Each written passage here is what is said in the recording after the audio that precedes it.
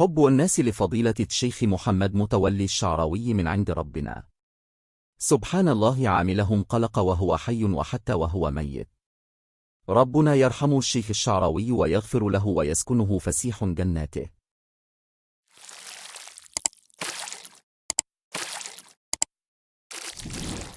الشعراوي يتصدر أكثر الكتب مبيعا في معرض الكتاب.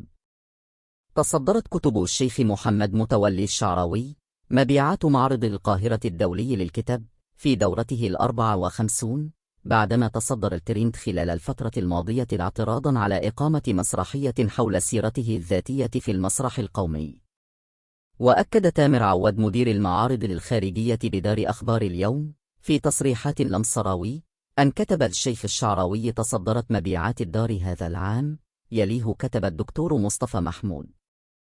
وقال عواد: جاءت مبيعات الشعراوي هذا العام متفوقة على مبيعاته خلال الأعوام الماضية بكثير، خاصة آخر عامين، مؤكدا أن أكثر كتب الشعراوي مبيعا هو تفسير القرآن الكريم ثم مجلدات قصص الأنبياء ومن فيض الرحمن أنبياء الله.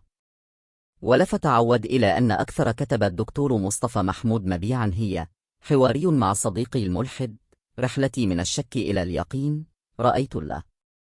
وكان الشيخ محمد متولي الشعراوي رحمه الله تعرض لموجة من الهجوم خلال الأيام الماضية.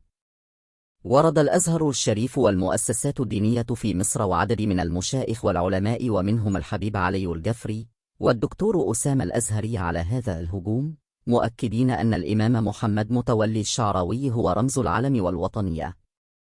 وأكدوا أن الشيخ الشعراوي يملأ الدنيا علما، ولم يقم أحد بإراقة قطرة دم ولا حمل السلاح ولا صار داعشيا بسبب كلمة سمعها من الشيخ الشعراوي.